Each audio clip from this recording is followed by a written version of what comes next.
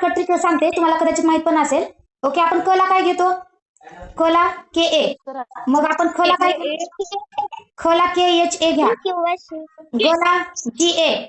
मग घ ला आपण जी एच ए घेतो. म्हणजे एक एच मध्ये एक एच त्याच्यामध्ये प्लस करत जायचंय. म्हणजे क ला के ए.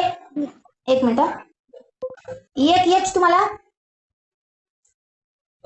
त्याच्यामध्ये तुम्हाला फक्त एक एच जो आहे तो प्लस प्लस करत जायचं. म्हणजे आपण केला क ला के ए, ख ला के एच ए, ग ला जी ए, घ ला जी एच ए, च ला सी एच ए, छ ला सी डबल एच ए, ज ला जे ए, झ ला जे एच ए, य ट ला टी ए, ठ ला टी एच ए. म्हणजे एक एच फक्त त्याच्यामध्ये ऍड करत जायचं. बघा, इथं एच नाहीये पण इथं एच आहे, इथं एच नाही पण इथं एच आहे.